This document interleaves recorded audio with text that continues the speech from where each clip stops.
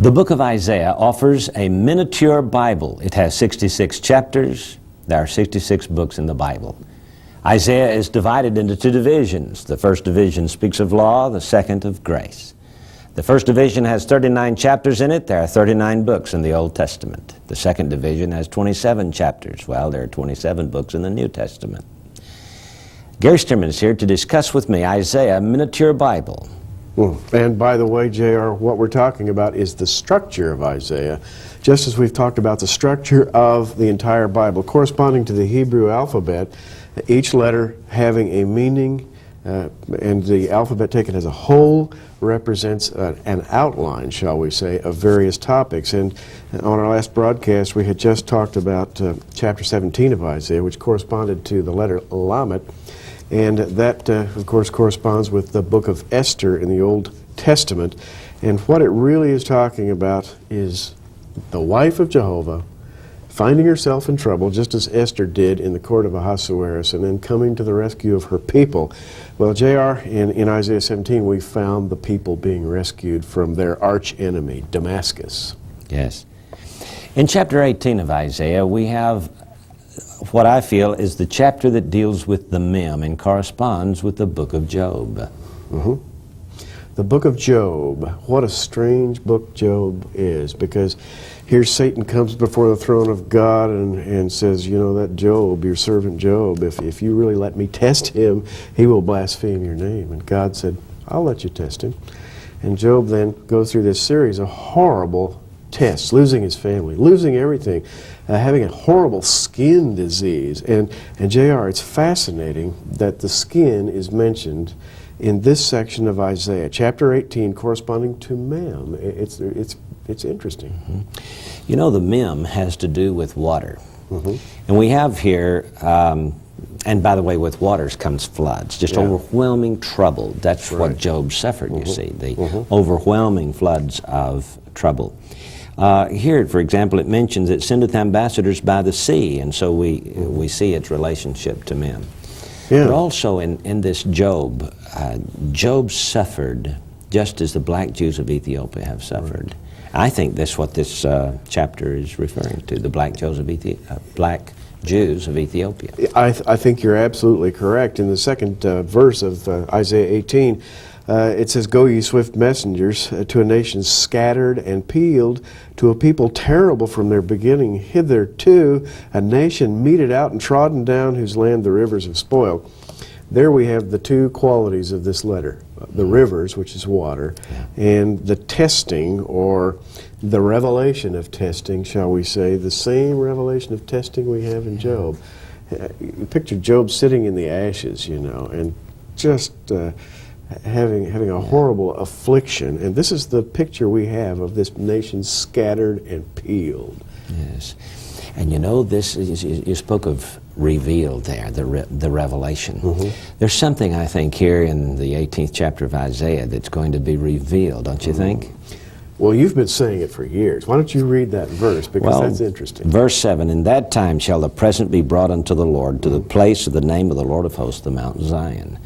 And I feel like this is the long-lost Ark of the Covenant is going to be brought back to Jerusalem and revealed. Fascinating. Well, chapter 19 of Isaiah deals with the letter Nun, or follows the theme of the meaning of the letter Nun, and also with the Psalms. Yeah, the book of Psalms corresponds to this letter. Psalms being the history of Israel, marching through difficulties. The prophetic history of Israel, if you will, verse by verse. This is Isaiah's inversion of that, because the Nun represents downfall and rising again. Downfall that foreshadows a later rising. And we have here a prophecy against Egypt, and we have Egypt being just totally decimated in this chapter. Downfall. Yeah, only to rise again. Only to rise again. In fact, it says in verse 19, In that day shall there be an altar to the Lord in the midst of the land of Egypt. How strange.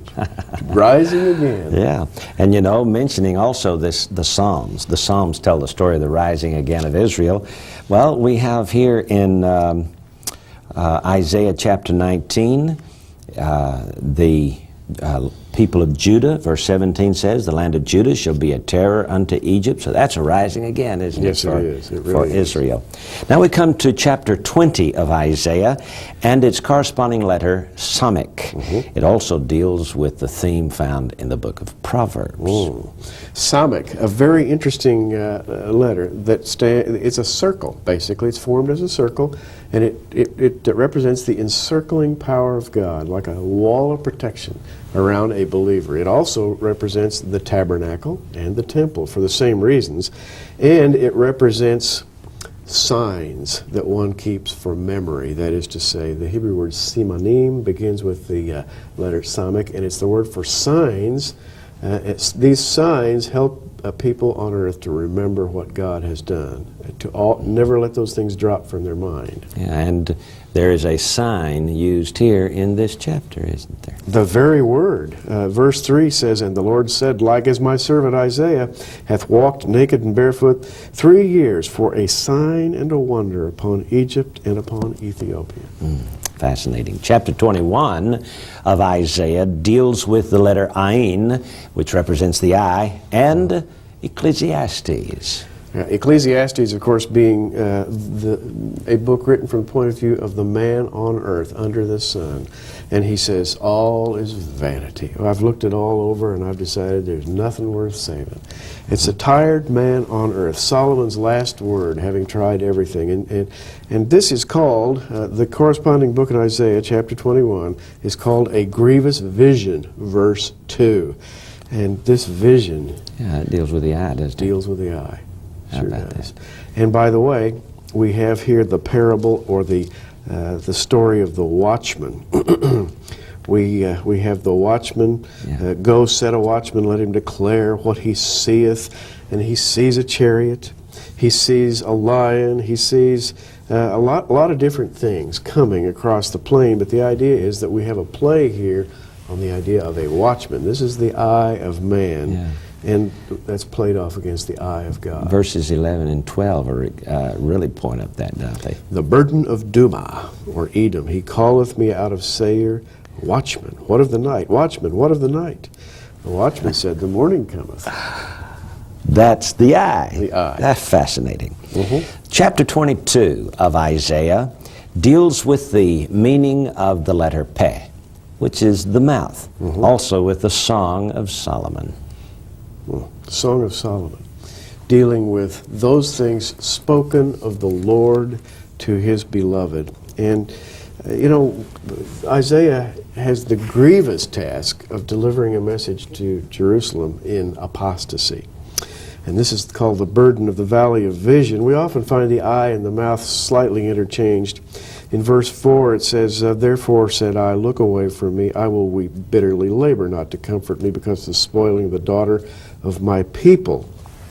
There's that woman, or the Song of Solomon's bride, huh? Right. Yeah, definitely.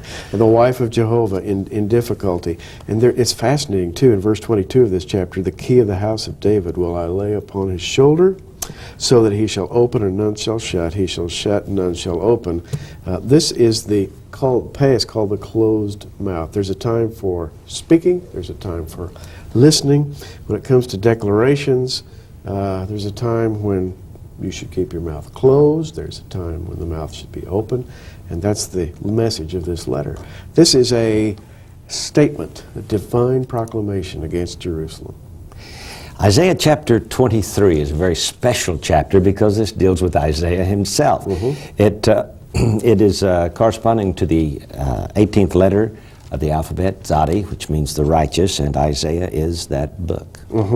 Tzadi, the tzaddik. And you know what's fascinating here about this chapter is that righteousness wins out in this chapter. By the way, that's what happens in the book of Isaiah.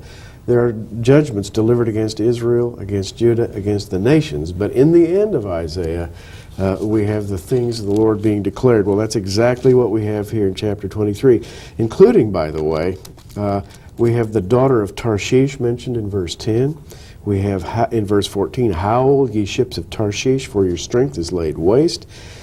J.R., we have the destruction here of the commercial system. The ships of Tarshish are a symbol of the world system. Mystery Babylon. Mystery Babylon. That's the Tzadi, 18th letter. In fact, that's what we find in the Tzadi chapter of Revelation, isn't it? 18th chapter of Revelation, it's the destruction of commercial Babylon. And the men stand on the decks of their ships out in the water and weep just like they do right here. How ye ships of Tarshish in verse 14. But the very last verse of this chapter is interesting. And her merchandise and her hire shall be holiness to the Lord. This is in the end of days. It shall not be treasured nor laid up, for her merchandise shall be for them that dwell before the Lord. Isaiah is saying there's going to come a day when the merchandise of the world will be holy. It'll be set aside, dedicated to the Lord. Wow. And that brings us, of course, to the Kof, the 19th letter of the Hebrew alphabet, and its meaning of holiness. Isn't it amazing? The word holiness is used here in this last chapter, pointing to the next. That would be chapter 24, and I think it also refers to Jeremiah. Now, the book corresponding, the chapters corresponding to the book of Jeremiah, chapter 24, begins with, on a very, very dark note, behold, the Lord maketh the earth empty, maketh it waste, turneth it upside down, scattereth abroad the inhabitants thereof. This is the way he begins. And during this chapter, this whole chapter, there is judgment of the most ferocious kind. For example, verse 20, the earth shall reel to and fro like a drunkard. Yeah. All the systems of the planet will be shaken. But at the end of things, it shall come to pass in that day that the Lord shall punish the host of the high ones that are on earth, the kings of earth are on earth, and the end of this is going to be holiness to the Lord. That is the shaking.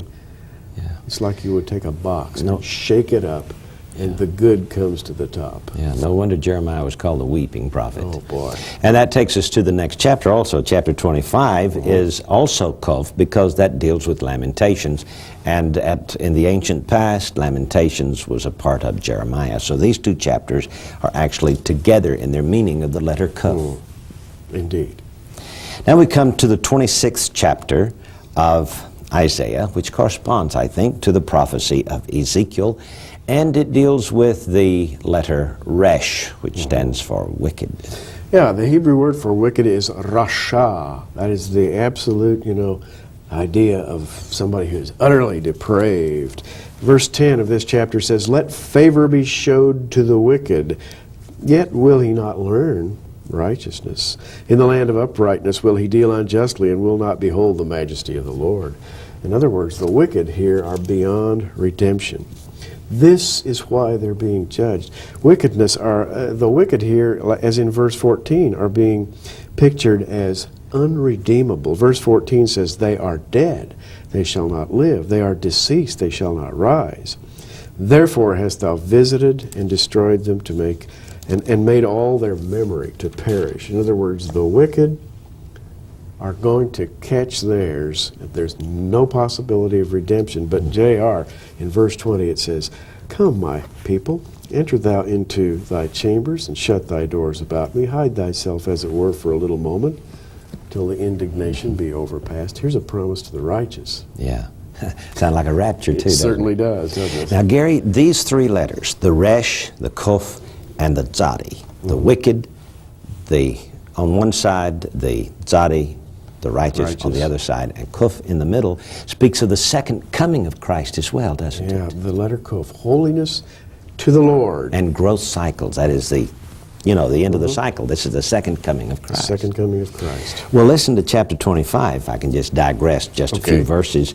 It says, verse 7, he'll destroy in this mountain the face of the covering cast over all people, and the veil that is spread over all nations. He'll swallow up death in victory, and the Lord God will wipe away tears from all faces. This is the second coming, isn't it? Wow, that's great. Now, we should point out that this is by no means a definitive and exhaustive study. We're touching on these sections to stimulate you to study the Bible. Extend this study into your own life. Absolutely. And that brings us then to chapter 27, which corresponds to the Sheen, the letter that has to do with God's provision and taking care of us, El Shaddai. And it also tells us about a little something about Daniel, doesn't it? As a matter of fact, the letter Sheen is called the letter of script, and it's also called the letter of divine provision. Support, provision, and script. And Daniel's script, that is his written word, the prophecy of Daniel, is perhaps the most compact and accurate history of the world ever written. Now here we have Israel in the kingdom. Chapter 27 of Isaiah. In that day the Lord with his sore and great and strong sword shall punish Leviathan, the piercing serpent. Well, J.R., what is that? Daniel chapter 7, isn't it? Absolutely. That's incredible. And you know, these meanings of the Hebrew letters comes from our book, The Mystery of the Menorah and the Hebrew Alphabet. And the work that we've done in here are an excellent method by which you can use, by which you can study the various alphabetic designs of Scripture, and in particular now, Isaiah.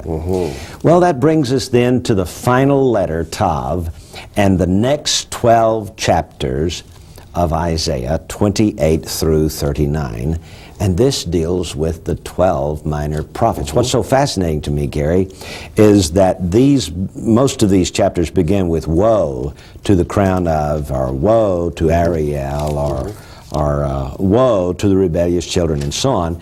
That's the message of the minor prophets, isn't it? It certainly is, because each of the 12 minor prophets, now the 12 minor prophets were originally a single book, a single scroll.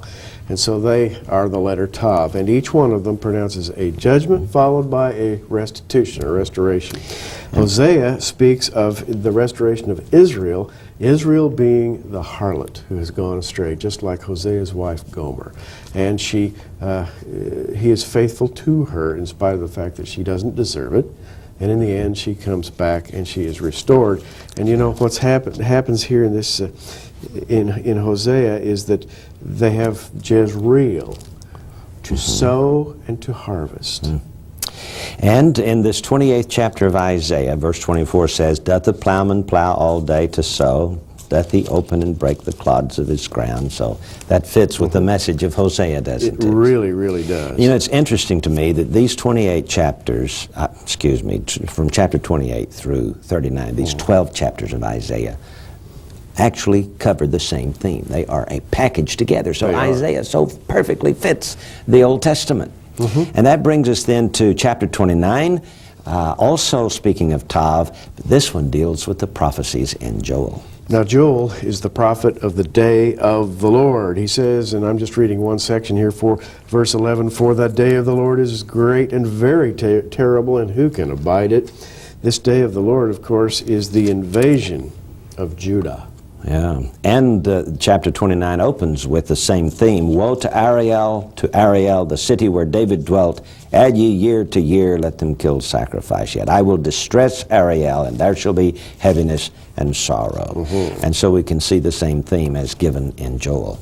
Then we come to chapter 30 of Isaiah, also a Tav chapter. This is the last letter of the alphabet, and it speaks of the theme in Amos. Amos, of course, prophesies to Israel on the judgment of Damascus and Tyre and Edom and Moab, and Israel's judgment as well, I might add. Israel's judgment is said to be deserved, and it will be a future judgment.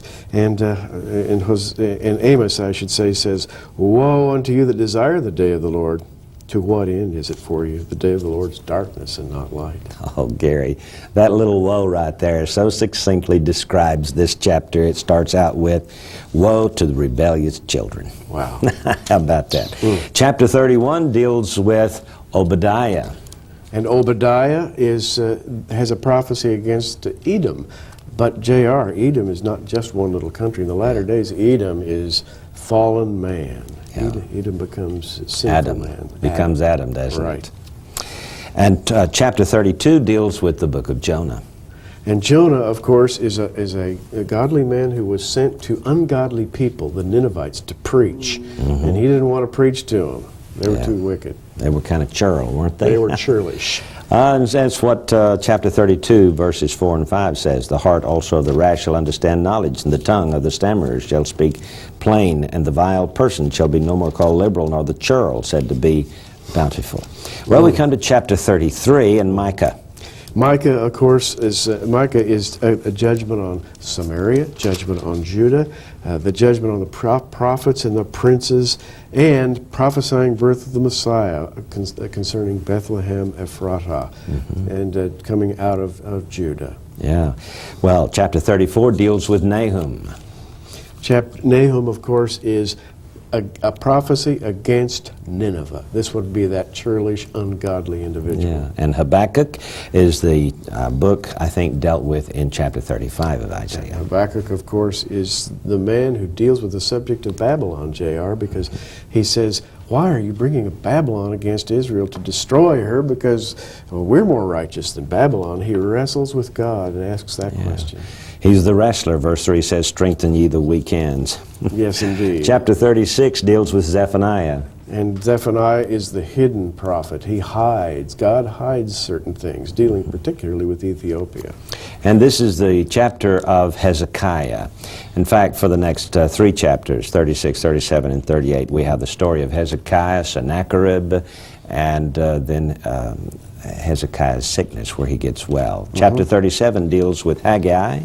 Haggai, festival, celebration, and of course when Isaiah's prophecy dealing with recovery for Israel. Chapter 38, Zechariah. Zechariah is virtually a little book of Revelation, and we have that here in Isaiah. Chapter 39 would deal with Malachi. Malachi, of course, the Son is coming, the Son of righteousness with healing in his wings. And so we have the first 39 chapters of Isaiah and their alphabetic meaning, the design to explain actually what Genesis also did, provides a topical index for the books of the Old Testament. On our next program, we'll get into the rest of Isaiah and the New Testament.